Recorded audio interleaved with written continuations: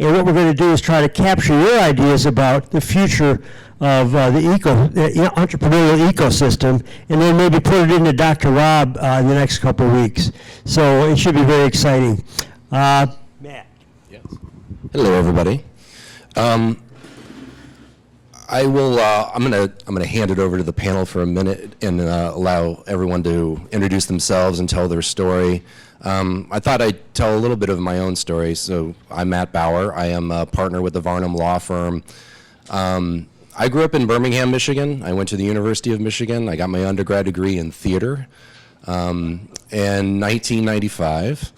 And with an undergrad degree in theater, I decided to go to New York City because that's where a lot of my friends were going. I did do a few shows, but I mostly just bartended and waited tables and fretted about how I was going to pay rent and what I was going to do with my life, because the theater thing turns out is really, really hard.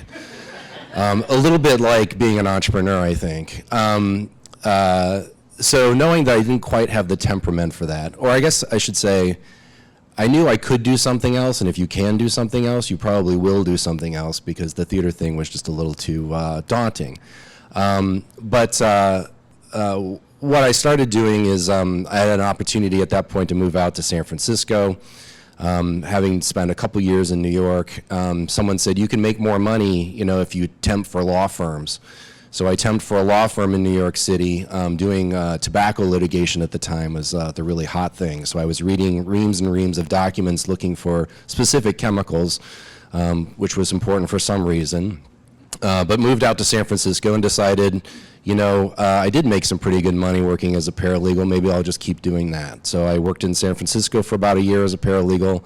And then once I had a meeting with one of the partners that I was working with at the law firm, and he said, you know, you're going to make a good lawyer one day. And I said, that sounds ridiculous.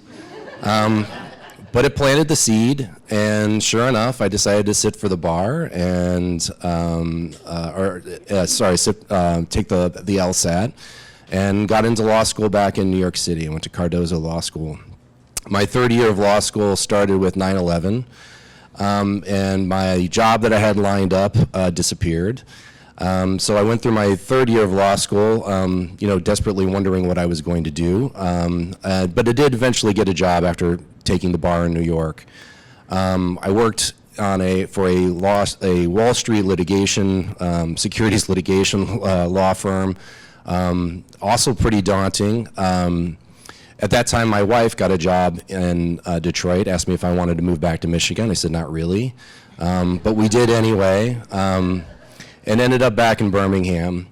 But I loved Ann Arbor, and I loved my time in Ann Arbor. So I was always looking for opportunities to kind of come back to Ann Arbor and work here and work with people here. I got introduced in probably like 2007, 2008. I got introduced to Doug Song, who at that time was working for a company called Zatu. And they were in the north side of town in a place called the Tech Brewery, if people are familiar with it. So I met Doug, and at that time, Zatu took over most of that building, but got into a patent fight in Germany and went from about 70 employees to about 10. I think Doug laid off pretty much everyone. So he talked to the landlord at the time and said, hey, do you mind if some of my friends come in here and rent some desks? The landlord said, well, that's okay, but you know, I'm going to look for an anchor tenant, and as soon as I do, I'm kicking all you nerds out of here.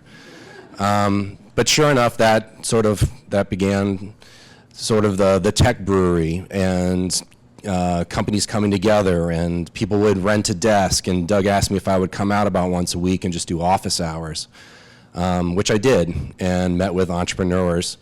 The firm that I was working with in Bloomfield Hills, it was two partners from a larger firm who decided they wanted to kind of do some of their own things. So they were practicing law, but they were also starting some of their own companies. They had a plastics company and they had a software company.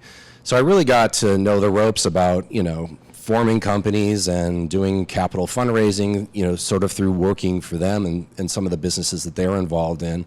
And that sort of just evolved into helping other clients with that. And then, of course, Doug asked me to represent his company. At the time was called SIO Security, later Duo Security. That was a little bit like dating the high school quarterback. suddenly became very popular, and that's just kind of evolved from there into representing entrepreneurs. And so that's how I think Rob thought I was somehow qualified to put this panel together. And I'm excited for our panel, but it is the type of panel and is the type of subject I feel like we could randomly pick out 4 people from this group right now to talk about their experience. But now, having said all that, I'm now going to hand it over, and I would love to hear our panel talk about their experience as entrepreneurs. Thanks, Matt. Good morning, everybody. My name is Dr. Margarita Hernandez. I am a transplant from Texas, from Austin, Texas. I got a cattle ranch down there. Came up here for graduate school and finished my PhD, and then kind of bit the entrepreneur bug. And after working for Fast Forward Medical Innovation for about 1.5 years, where I met a gentleman that's out here in the audience, Dr. Olson, and learning a little bit more about entrepreneurship, I was like, well, let me go venture and take the big leap and try it out myself. Did that, and we made a lot of green mistakes and actually worked at a tech brewery ourselves. So that company was with Pathware, and it was some of the best moments of really working with teams and amazing people and really just following along on the roller coaster of nowhere until other things kind of happened. My journey eventually led me to working for Ann Arbor Spark, which, if you don't know, it is a nonprofit. It's a business hybrid accelerator that really focuses on leveraging startups and talent programs and helping businesses, tech businesses, all come together, and the goal is economic development. And for my 5 years of working there, yes, I took a lot of my entrepreneurial experiences and knowledge and was helping not just medical, tech, life science companies, it was everything else in between. So you see a lot of shit show eventually. You get to know a lot of people, who are working on really cool things, and people who have a vision. They just don't quite know maybe how to articulate themselves or how to build something themselves, and they got to find the right people in the community, their right mentors. They got to be guided to a point where they can see it themselves, believe in themselves that, hey, yeah, I got something, and then they can keep going. So my role became something that was really helping those companies, helping them find talent. It was working with other big businesses to helping them find, younger talent, and really being a big piece of how we can do economic development within the community. I've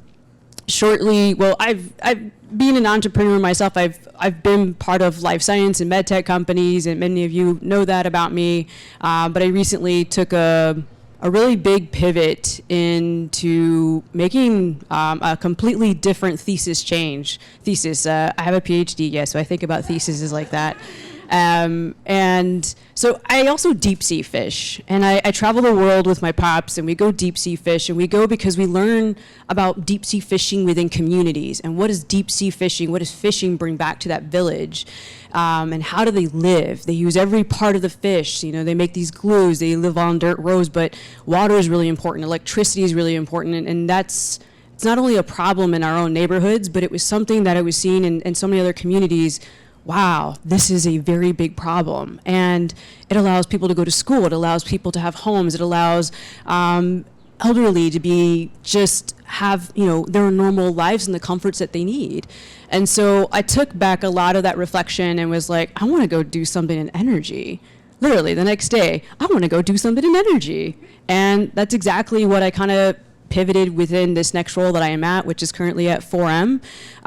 So 4M are property real estate developers. Their first ground roots kind of started when they developed Venue during the pandemic. And if there's lots of events, if you haven't been out to Venue, you totally should. It's also got a co-working space there.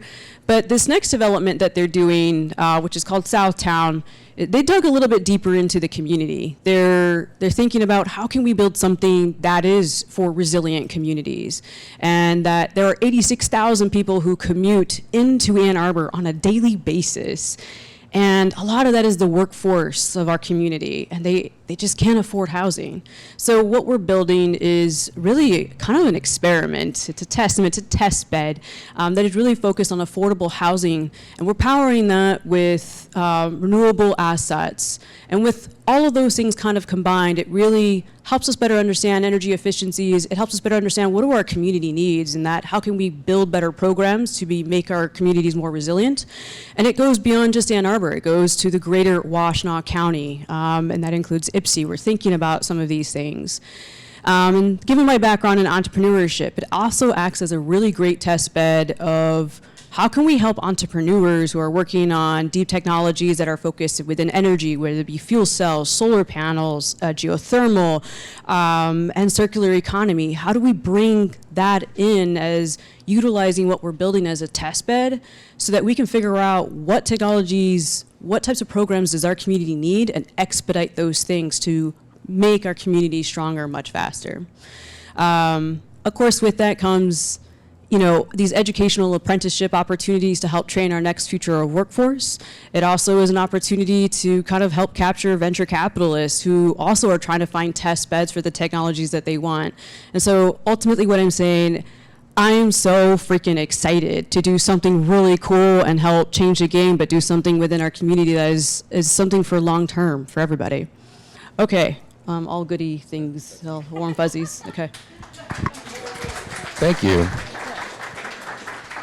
I think this is going to be a theme, but it's just so important that when you talk about entrepreneurism, you're not talking about just single individuals. You're talking about a whole community and what that community needs in order for these companies to thrive and to be economic engines within our community. And so, thank you for the work you're doing. And now, Angela. Morning, everyone. My name's Angela Pete, and I'm up here for a lot of reasons. The entrepreneurial ecosystem means a lot to me, in part because I'm a co-founder of a tech collective, which is a collection of entrepreneurs. I'll talk about that in a second.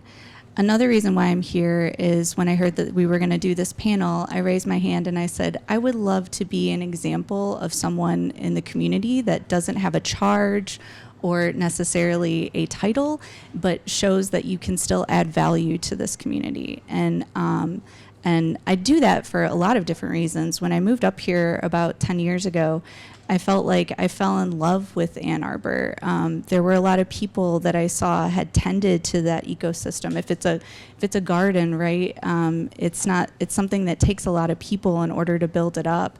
And even I'll yes and that to Matt's comment about the people in the room that could be up here. I see Mish Raymond, Helene, Amy, Roger, all these people that I saw build this community, and I've benefited from that. And I think anytime that we come into a system that has taken a lot of people and a lot of time and effort to do that, it's important to give that back. It's important to honor and respect that. So if anything, I'm here to say, like, you don't need a title, and thank you to the people that have done this before, because I've definitely benefited from it. So a little bit about my career journey. I grew up on a cherry farm in Southwest Michigan, in Pawpaw, if anybody knows where that is.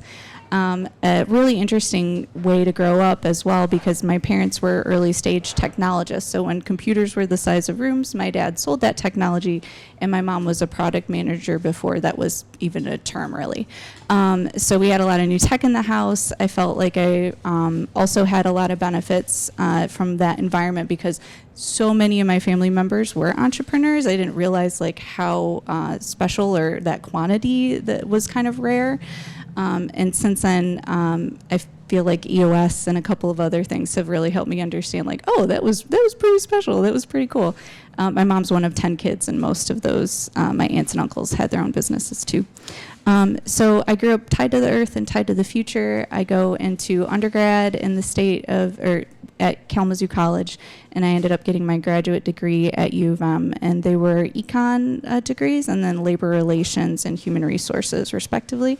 Had a little bit of financial hardship, which I tell my mentees that were forged in our fires, like, you don't know what that difficult time is really going to do for you or how it's going to shape you.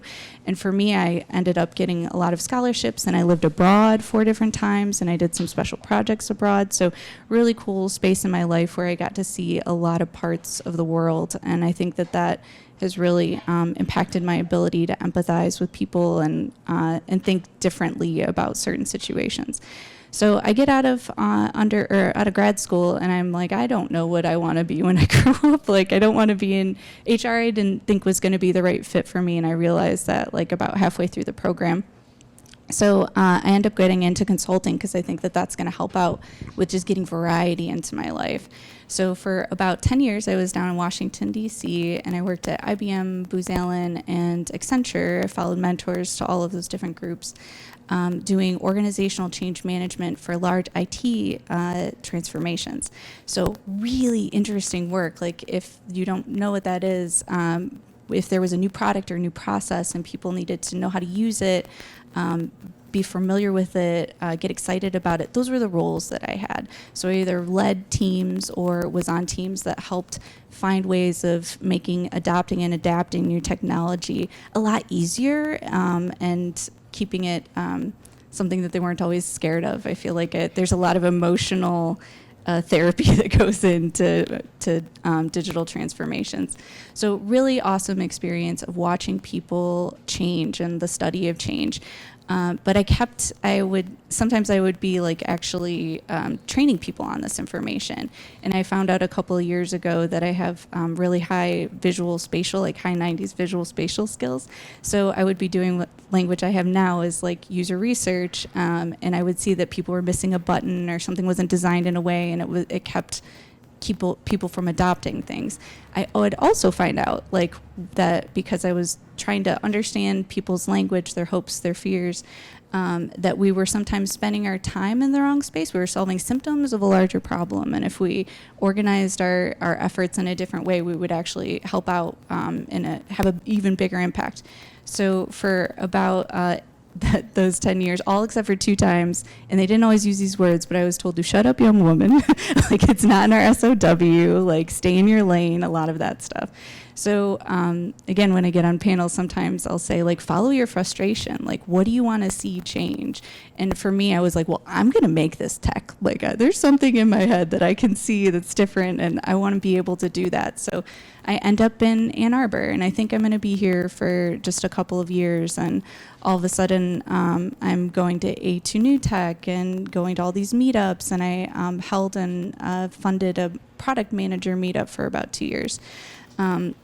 It's just really taken with the community. So I'm like, well, why would I move? I found my people. I found my people that want to do, and I see a lot of them here today, that want to do business in some really great ways and see the value of helping other people start businesses. Like, I was so taken with the startup ecosystem and all the other resources that Ann Arbor had. I remember sitting in a meetup next to this guy who was like, oh yeah, I'm a VC and we have offices in Palo Alto, Tel Aviv, and Ann Arbor. And I was like, where do I live? Like, that's really cool. So I knew I wanted that it was going to be a good place for me, and that a lot of people had invested in it, and I didn't know how I was going to continue to do that, but I knew that it was important. So about that time I started, especially with the network having built with the product manager meetup, I ended up knowing a lot of people and having all these resources, and I started collecting books that were really helpful for startups, places that they could go pitch, like just kind of different resources lists that when I met somebody and I thought that they were doing something cool, I was like, oh, well, here, I'll help you. Like, here's some things that might be valuable. And for the last 7 years since I moved here, or I guess I've been here for almost 10 years now, but roughly 7 of those 10 years, I have been donating between 10 and 15, sometimes up to 20% of my time to helping people grow as leaders, to helping new businesses get off the ground. I mean, I do it professionally as well, and people pay me, but I like to give that back because not everybody might have that time. So again, another shout out for the value of donating to your community. So since I've been here in Ann Arbor, I got really into making tech. I've had every role you can have in a product development team, aside from like doing the actual coding or like the high-end mock-ups. I've coached product, I've coached delivery, I've been an account manager. And now somehow I'm this in this co-founder role, thanks to the pandemic and a bunch of my friends wanting to do something different. So the Delve Collective is a group of entrepreneurs. We help solve business challenges that have a heavy technology bend. I like to say that we want to pull in the work in the world that is where people don't know where to start, where it's incredibly important strategically, or it's complex. Those are really good challenges to bring to our group. But the vision of it and the building of it really came from my co-founder, Corey, who I wish was here to hear him get that credit. But he saw a different way of organizing our skills and our cross-functional work so that we could support each other, so that more of the money could stay in the hands of the people that were doing the work, so that we could bring each other together and have a bigger impact. We come from management consulting backgrounds and boutique consulting backgrounds, and a lot of the people that we want to work with that are trying to do good things in the world, they were priced out of working with us previously when we were at Accenture. So we're trying to stay kind of like mid-range so we can work with startups, nonprofits, and credit unions is another one that we're going for. So I think that's probably enough about me, but really happy to be able to be on this and to be in front of this group that I really admire.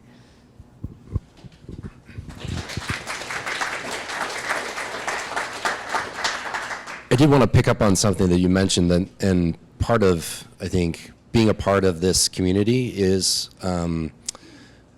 when Doug Song asked me to do office hours at the Tech Brewery, it was an opportunity to meet some potential clients, of course, but it was giving me an opportunity to participate in the community, right, and to give back. So I think that's just so important when you talk about kind of developing this list of resources that people have to, like, when an entrepreneur comes to you and says, well, I have this idea, what are some resources that each of us, would use a tech term or sort of like an API, right? I have access to resources or communities or people that you can talk to, and just how important that is. Thanks, Matt. Hi, everybody. Rishi Narayan. Matt said it really well. We could probably just go to the crowd and bring 3 other people up, and it would be a better panel, frankly. I look out and I see a lot of people that not only that I know, but have watched me grow up, given us opportunity, giving me opportunities. I saw Chuck after the first time in a long time. 3-minute tenor was customer number 12. I feel I'm going to go back and look what your customer number is, because I bet it's single digits over there. Yeah, very early. So it's cool to be out here and see people that I've known for a long time or even a short time. Colleagues, I see my CFE colleagues in the back, always in the back, just relegated. So a lot of you know me, and I know Eric's heard my story 47 times because I tell it every semester at one of his clubs. So I'll give a little bit of the abridged version in case you've heard it 17 times. But for those of you that haven't heard it, I was born in Indiana, moved to East Lansing, Okemos, for those of you that know. My dad was a professor. He's a professor of chemical engineering. I'm a dutiful first-generation immigrant son, and so I was going to be a chemical engineer, definitely. And growing up, all my friends worked at Little Caesars, and I wanted to work at Little Caesars, but I was a son of a chemical engineer, so I worked in a lab. But it was okay because I thought that it was awesome. I worked in my dad's lab. I thought what he did was very cool, so I was like, yeah, I definitely want to be a chemical engineer. Came to Michigan. Just far enough away to be away from home, but close enough to be close. And I think I was sitting in Thermo 2 and realized this is not what I want to do. And what I realized a little bit later on was my dad is an entrepreneur. He was licensing technologies back from Michigan State to himself and using tech transfer and all of that. And that's what I really loved. I just didn't know any better. I just thought that was engineering. So I was very fortunate very early on to realize that I didn't want to be a chemical engineer. I did end up getting a master's in chemical engineering too, because like most people, you're like lost. You're like, just keep doing what you're doing, right? So, so the 2 degrees in engineering do, they sit nicely in my parents' house, but I did learn so much from it. But learning what I wanted to do, that I wanted to be an entrepreneur, that I never had another job. I didn't have a lot of experiences that my co-panelists did. I've just grown up in our business, and any experience I have in other business, in entrepreneurship, comes from being around all of you, really. It's just by virtue of people and this community and this network, talking about what they do, telling their story, learning, letting you in. I had the opportunity to invest, co-found other things, and that was the education. I kind of developed a motto, which was like, if I was investing in something, that was tuition, because I never worked anywhere else. I never knew any better than what we did, what we grew up and did. I haven't actually told you what I do, but I'll get there. And so any sort of investment I just look at as tuition, and it's on me to extract that educational knowledge from it. And if it returns on that investment, then that's awesome. But in reality, I can still get something from it, and that's how I kind of grew. So back to the story. So I'm sitting in Thermo 2. I realize I don't want to do this, but I've always enjoyed the side hustle in high school, even in college, just like selling shirts, selling this, different side hustles that we were working on. And my partner at Underground, Ryan, he would build lofts for dorm rooms. This is an antiquated concept now, because dorms come with all the bells and whistles and whatnot. But as you all probably know, back in the day, we had to construct a structure in the dorm in order to shove a couch underneath it. It's really amazing, actually, that I'm even here right now. But he would build these lofts, and he asked me if I wanted to sell them, and I said, sure, that sounds exactly like what I want to do. So we'd run around campus on Welcome Week and sell these lofts. It was awesome. We loved it. We were bitten by the entrepreneurial bug, but one problem if you're a loft, a loft dorm room CEO, you have business 1 week a year, and then you're sitting on your, hands, and you don't know what to do. So we were looking for something else, and I was driving back to Okemos. As you would know, that's up 23 and over 96. My car broke down on 23. I was driving a Ford Probe GT Turbo with the flip-up lights. But I know. I had the choice between buying that, my first car, that, and a Honda Accord. Of course, I would still be driving the Honda Accord if I was driving it at this point. But instead, I bought the Ford Probe GT Turbo with the flip-up lights, and the turbo blew up on the highway. And the tow truck driver that picked me up, he was a jack-of-all-trades, entrepreneurial type of person, and we got to talking, and he used to have a T-shirt shop. It was called A1 Shirt and Sign, and short story, we thought that was awesome. We could sell T-shirts on campus. And there used to be a thing called a phone book, and A1 was genius marketing. So we thought, okay, this is great. So we took this guy up, and we took him out to dinner at Connors. I remember we were 19. We couldn't buy him his alcohol, so he bought his own beer, and then we bought the meal. Still think about that to this day. And then we bought his equipment. He brought it down from a pole barn. We set up in a garage in South Lyon. We were driving to campus, printing shirts. Some of you even gave us business at that time. I don't know what you were thinking, but that is how we got started. Along the way, there's a small startup that came around called Google, and it put the phone book out of business. Not exactly, but yes, there were no more phone books being passed around. And as we grew, we started selling more. We were still in school. We decided to work with a company in town. It was called Underground Printing. Some of you even know some of the former owners of Underground.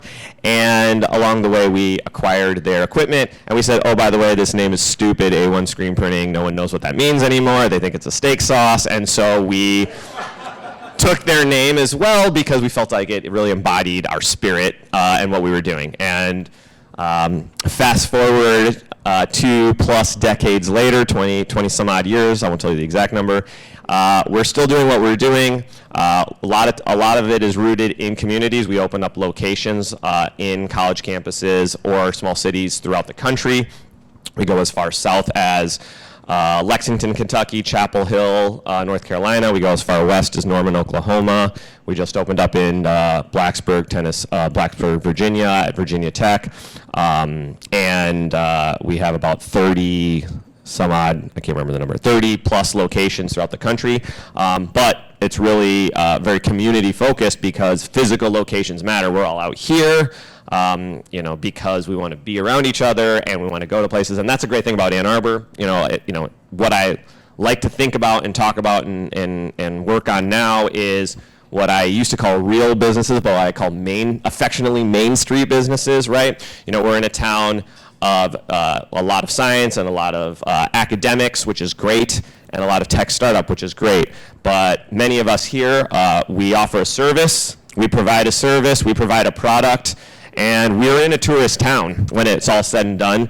And I want to embrace that, and I want, people to embrace, Main Street businesses and, the realities of entrepreneurship versus the Shark Tank of entrepreneurship, which is bet it all and go broke, or raise a bunch of money, no big deal if you lose it all, right? There are a lot of hard-earned dollars, blood, sweat, and tears, and I was afforded the opportunity to go back to the School of Engineering, College of Engineering, and teach at the Center for Entrepreneurship with some of my aforementioned colleagues back here. And that's the thing that I like to talk about. I teach e-commerce entrepreneurship, but it's not about raising a bunch of money and going for $1 billion. It is about the side hustle. Back to the roots, which is e-commerce is a great way to just start and exercise the muscle that is entrepreneurship that we all know you have to practice every day because everything's changing, and then next year it changes again, and then there's TikTok, and then, oh, by the way, TikTok's banned, and then something else happens, and we just deal with it every single day. The grass is always greener over there, but we're in it for the grind. So,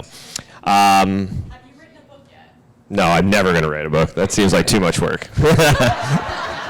And I would just give it away for free because that would be way easier. I just listed my first item on Facebook Marketplace, and let me just tell you, I should just give everything away for free. I'd be so successful. It's like, that's why my son's like, oh, let's just charge $1. I was like, perfect, let's just charge $1. So anyway, thanks. I guess I'll wrap it up there. I know we have small groups to do, so we'll look forward to seeing that and talking to you.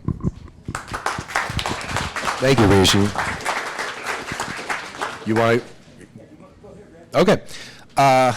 Yeah, so I think just to pick up on something that you had mentioned, entrepreneurship is anything from a $1 billion company to a side hustle, and all of those are important because they all add to the community. So with that, I thought we would want to break into our groups. Yeah. Direct this if I can. This is an experiment. So we're going to start. Hello! I believe Rob has chosen me because I have a command voice. So it would be swell if we could dial it in, and I know how hard it is to eventually dial down your conversations so we can wrap things up. And okay, there we go. All right. So our group, quick report out. We had a couple of great points. One, folks mentioned that there's a skill set for entrepreneurship in terms of collaboration and sort of openness and whatnot that is useful even outside of the entrepreneurship space. So there were a number of folks in our group that didn't do entrepreneurship per se, but had this particular skill set that they see is in play in entrepreneurship, found it useful. And there was a point that this informal collaboration was sort of back in vogue and was kind of going to be the future. One person in our group noted that there's so many things springing up in Lansing or in Detroit that it's kind of hard to keep tabs on the entrepreneurial ecosystem, and it would be neat to have something where there was like a central what's going on, what's happening. I thought that was interesting.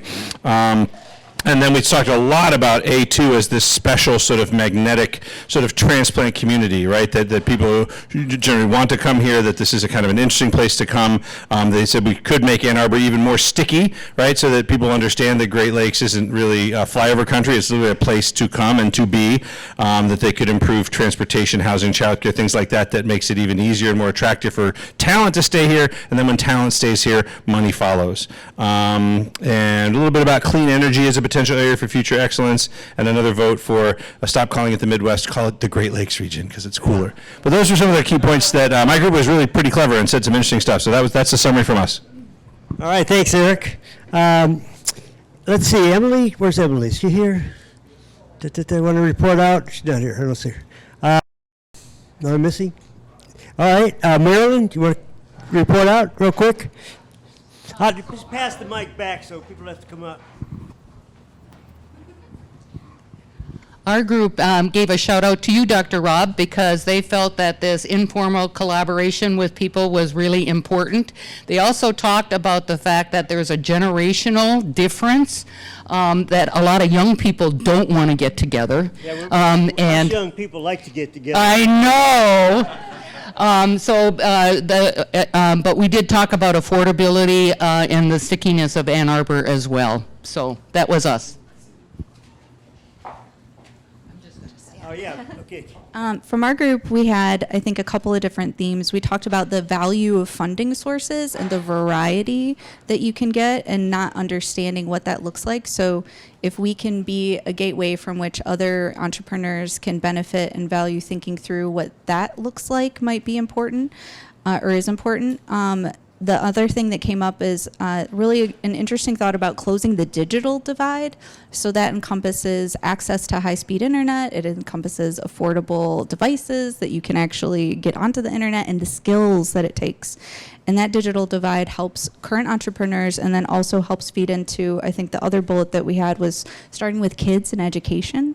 That if they have those abilities and more of those resources, we're helping to kind of make sure that we're investing in that talent pool, on top of the fact that we have an incredible community college in our area that we don't always talk about. Marketing was, I guess, the last one that I'll put in is, why don't we talk more about this? Like, we're like, Midwesterners, and where can we help to amplify and talk about how great of a group this is and help people in that way? So yeah. Just as an example, please take your phone out, take a picture of the group, and we're marketing, right? Yeah, there we go. LinkedIn. Yeah. help yes and posts on this type of work, right? But yeah, did you want to go next? Our group came up with some points that have been mentioned. So if we want to use our AI to look at the correlations of the things that we're mentioning, it would be the first one would definitely be like this event acts as a really great connection piece for us to come together and share our minds and our thoughts. But there was also another kind of mention that there are a fair amount of people that actually commute in. They found out about this event, through other friends, other connections, other posts. Transportation is, there's lots of different groups coming to different places, whether it be Detroit, Ann Arbor, all the way to Grand Rapids and Lansing. So transportation's a challenge, but people are still willing to go and do that, which is great.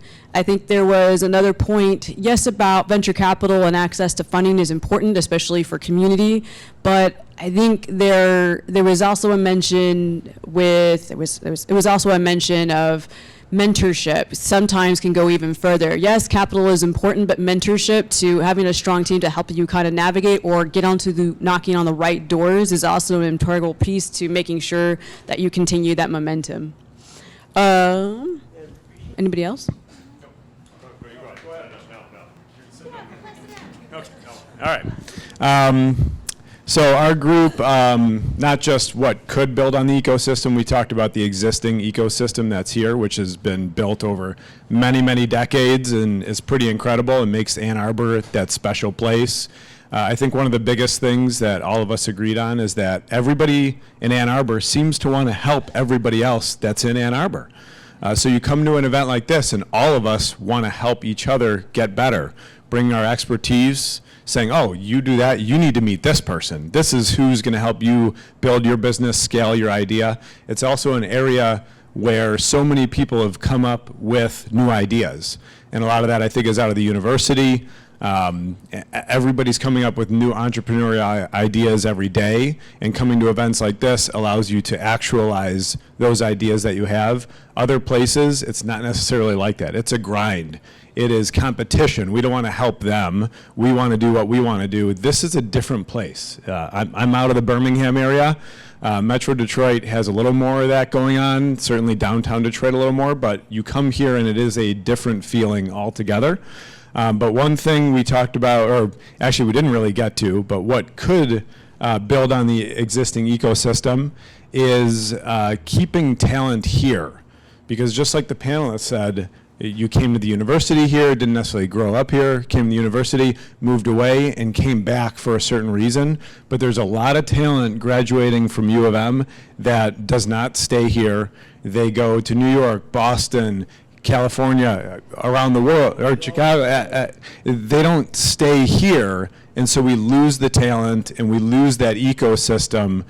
So I think figuring out a way for those students to stay here and remain here and build the ecosystem is something that could be worked on. Oh. It's like, okay, we talked about just accessing resources for the earlier stage companies. There was some discussion around just like you don't know what you don't know, and so trying to navigate that. I think the point about mentorship was like really important to that as well, because you know, you can talk to somebody and then they can really help guide you through the community and what resources you can access. We also talked about building stronger relationships with other entrepreneurial hubs and other startup communities across the country, because I think we've got a lot of resources here already, a lot of like momentum going in the tech community and in the entrepreneurial community more broadly, but a lot of times being able to like access that larger pool of talent or the larger pool of capital or resources that they have on the coast is really helpful as well. What was the other thing? Oh, yeah, I was like, I also work with Rob's son at SkySpecs, so we develop autonomous drones for wind turbine inspection, and then we inspect 66% of the turbines in North America and a third of the turbines globally. No, so I was sort of in the venture community for a long time, and then we had worked at Ann Arbor Spark also a long time ago with Mike Finney and Skip Sims and Amy. And then after the election in 2011, a lot of us went up to the state of Michigan, and I ran portfolio for investing in venture capital firms. So it's just been a winding road. Yeah. So, and now I'll be moving to Atlanta actually in a few weeks. So I'll just be like, so if you all need friends in Atlanta, I will be that friend. Yeah. So we'll see. I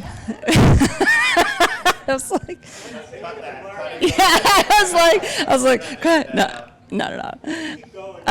Yeah, and then corporate innovation would be great to see a lot more of in the Ann Arbor community. Just with, I think that'll be something that as like the community grows, we'll see a lot more of that. So, so yeah, that was basically what we talked about. Do you want to talk now?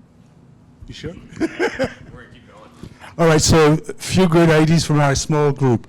The first one is additional community involvement, meaning how do we make the benefit of this great ecosystem for the younger kids and then for the underserved population in Washington County and in Detroit. And in that sense, we think Ann Arbor can learn a lot from Detroit because they've done a great job in the last 10 years in creating lots of small retail businesses, successful businesses, and it's been good. The second idea is affordability of space for both the startups and also for their employees. And we have, we're turning maybe the corner in Ann Arbor, but we have a long way to go in terms of affordable housing in Ann Arbor.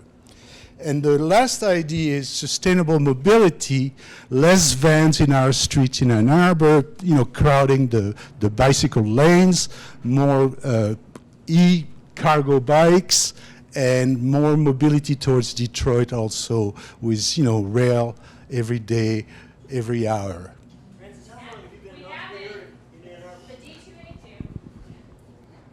I'm sorry. So how long? So I started in 1975 with the first venture capital firm in Ann Arbor, and then my first startup was in 1983.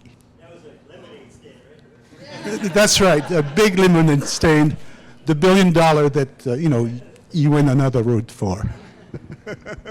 And if you didn't know, Francis is a big biker. So that's where I see him more is on the road than I think in person. So just real quick, our group talked about how a lot of times in life, all the pieces are there, but it's our job to put them together. I mean, that's kind of how we feel about the community here with the resources. I think the kindness and just willingness to help is something that we're differentiated on, I think, from anywhere else in the world. And I think rather than us saying, oh, you know, we should be like Silicon Valley or we should be like fill in the blank, it's what's uniquely us. And our group talked a lot about that and just ways we could work to increase the awareness, because when you're new to this ecosystem, the question is like, how do you navigate it? And that was the discussion we had, is that's the hardest part of really putting the pieces together. And so our group talked about the value of connecting interns and mentors, and just an encouragement to try to increase that ecosystem and the visibility around that.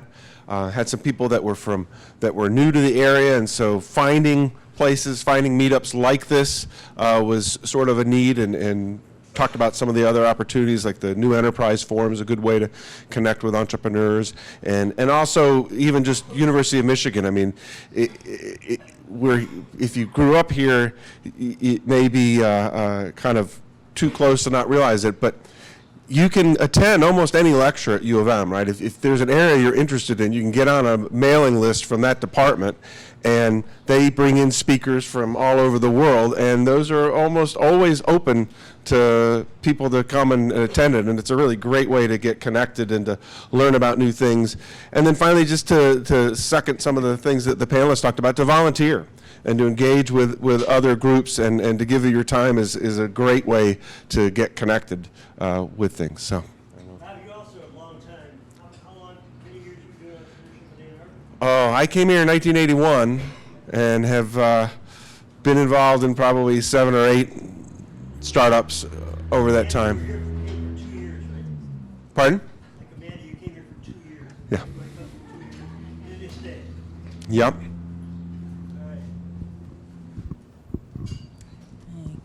Hi, we had a very small group, and it'd be short and sweet. It's really more about how can we be, how can everyone be, and I think it speaks to what Rishi said and Brandon said, and that is to show up, to listen, and then connect people, because entrepreneurs need so much support.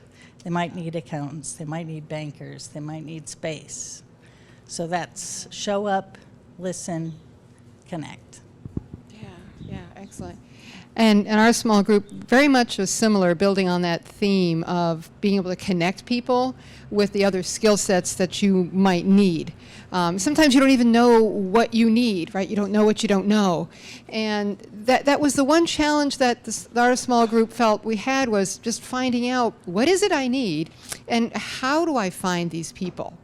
And there are so many, apparently resources, but we are talking about finding ways to maybe leverage what's already here, whether it's, places like Spark, the New Enterprise Forum, some places that might be a way to help connect entrepreneurs together with the varied skill sets. Maybe you need a marketing specialist or a public relations person, or someone that can help write things for you, or, whatever, help you with a technological problem, like your Delve Collective. Just finding ways to connect us all together. This was great, and I think the intent was to be able to build on it some more. Speaking of entrepreneurship, I'm Helene Gidley. A2 Agile is my company, and I just published my first book. Yay! Thank you. It is taking the collection of things that I've learned over the years in the IT industry on how to get things done, because that's my superpower. So I decided to take what I do and how I do it, put it in a book to help others conquer procrastination, hit deadlines, and reduce stress in your life. Available now on Amazon. Thank you. My name, again, Helene Gidley, and the name of the book is The Art of Agile Living. All right. Yes, I take Venmo. Okay. At least I think one more. All right, so our group had a lot of the same themes, but just a couple specific things that haven't been emphasized so far was more intentionality around sort of networking opportunities or opportunities to connect across lines of difference, like more intentionality around surfacing the different worlds that people come from and crisscrossing, right? There's lots of opportunities, and this is a great one, but even more sort of just highlighting that opportunity. So when we're in a room like this, we know, well, who does what, who's looking for what, that kind of thing. Also, just a lot of conversation around developing communication skills and networking skills and presentation skills for entrepreneurs that will serve entrepreneurs, whether they're early in their journey or they're trying to raise funds, and but also just like learning how to present yourself in a networking environment and how to make the most of opportunities to connect like this and stuff like that. So yeah, I think that's good. Was there another? Oh, just saving the best for last. Yeah, other than Noel and I shooting the shit, we talked about how to get involved in terms of putting your capital in the local ecosystem, that it's not that easy to do, but if you want to see impact in the local community for entrepreneurship, it's not that easy, and there were some conversations around how do we do that, which is definitely not easy. So if there are ideas, I know that there are people that are interested in that. And then I really like this idea of show up and connect.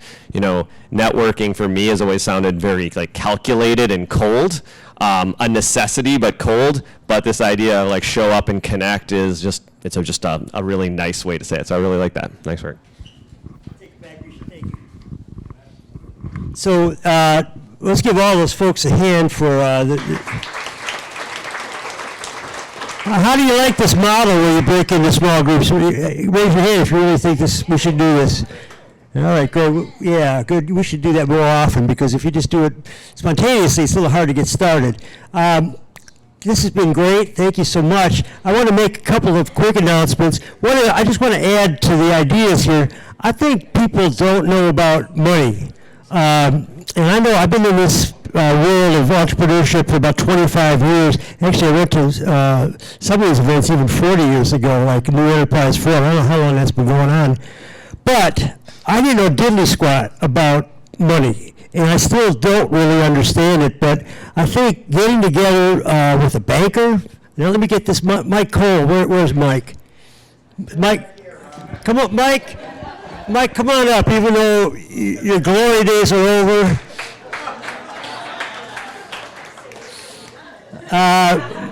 Mike, just real quickly, could you just run through, like, starting with banking? Where do people go with to get their finances straight? All the funding sources in like 30 seconds? Yeah, that's a great Rob keeps pulling me back into this. I'm trying to be on retirement and, just play music and have fun. And play shortstop for the Tigers. That was my dream when I was a little kid. And I can still do that, I think. Well, I don't know what to say, Rob. I think. Banks, where do you start? Well, I think with Rishi, wherever he went, I mean, his areas. I think there's two different paths of funding. There's the venture capital, high growth path, and then there's everything else. And so, putting together something where you would cover that whole breadth, of a program. And I know you keep wanting me to do that. So maybe I'll do that, Rob. But understanding all that, I think, is super helpful. I mean, it is a mystery to a lot of people how the funding works. You come to events like this, there's a lot of talk about venture capital, but that's just a very small piece of the funding puzzle. It's a sexy one to talk about, so, it brings people out. But the other parts of it would be really interesting, I think, to talk about and valuable. Yeah, so I think starting with Bank of Ann Arbor is one of our sponsors. Yes.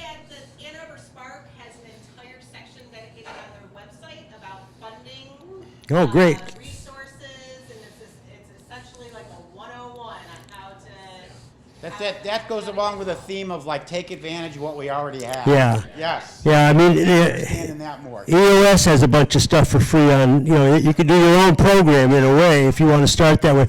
But I just think it's essential. And we're going to do a little plug for what we're going to do next year with LeadersConnect.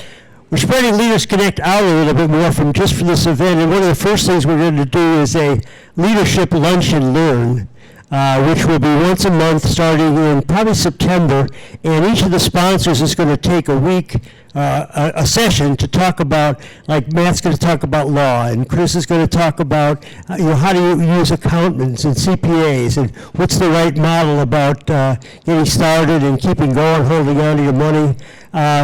We're going to have Rob talk about office space in the future, and I'm going to be talking about mind, body, spirit. So I think we're going to limit this to 15 people. So. So please let us know if you'd like to participate in that. We'll send out an announcement probably later this month. And if you have some ideas of things you'd like to see yourself do through LeadersConnect, let me know. And also, if there's some things that you want to include for today that maybe didn't get mentioned, I'm going to try to have all this go into the Dr. Rob next time. So feel free to email me. I think I've got it all. Robin? Yes. Oh, I forgot to ask you about your group. Oh, that's okay. Really quick, I had a quick observation. This was an awesome conversation, and thank you for your leadership, Dr. Rob. You always bring together such meaningful conversations, so thank you very much. I've noticed in this group, I think we all appreciate how Dr. Rob brings together such great leaders for good conversations. And one awesome thing about this group is that a lot of people come by invitation, and I think that elevates the caliber of this group. One thing that's hard when people come by invitation is that people don't self-nominate as much, and that can limit the diversity of the group. So I wanted to issue a challenge to this group, and I hope it's okay with Dr. Rob. I think this is really in line with your values.